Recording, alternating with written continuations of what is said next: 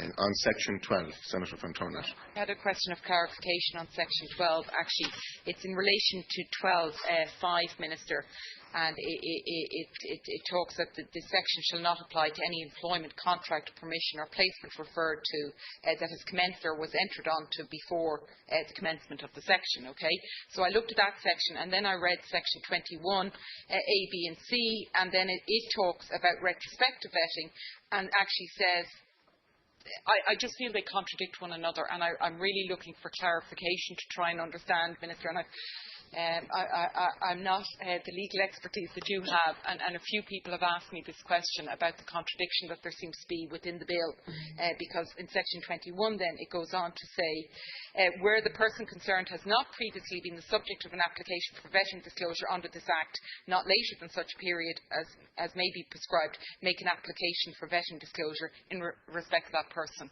So in one place in the bill we seem to be saying they're not, and I'm absolutely sure you can give me an answer to try to explain, but I've read it several times and I just feel they're contradicting one another. Only on section 12. Tara, do you want to answer that first? I'll provide some clarity. I can't guarantee I will, but I'll do my best. Effectively, what we're saying is, when the bill comes into force, anyone who is already a party to an employment contract or permission or placement can continue in the position they're in. You can't.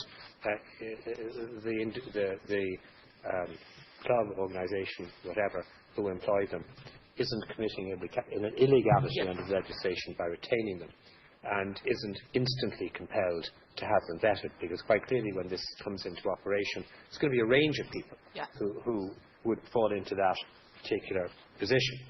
But we are also providing for retrospective vetting where people are in particular employments.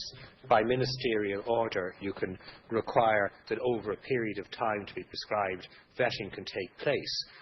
And so there's no illegality in keeping them in place for the period following the legislation coming into operation, but we will look at, like there are areas in which people are currently working who may not have been vetted at any point in time.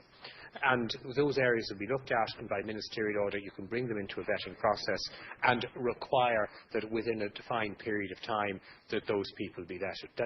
So there is a balance in it. There are complementary provisions, and I think that's the explanation of how this should work in practice. Thank you, Minister, for the clarification. I suppose my difficulty is that in section 12 it talks, if I was an employee and I could say, under section 12 I could say, look, vetting doesn't apply to me, and then if you then put in retrospective vetting, it's about the organisation, but I'm wondering, as an employee, could I refuse to be vetted? And, the situation it could put an organisation. I think the answer to that is you couldn't, because the organisation would be under an obligation to have an individual vetted. But just a relevant section is the section 21 subsection 4 that may shed a little bit of light on this. It says, this part, other than section 12, shall with any necessary modifications apply to an application for retrospective vetting disclosure as it applies to an application for vetting disclosure under section 13. And that's really the provision that reconciles the connectivity between the two in the manner in which I described it. From Mooney, call the leader.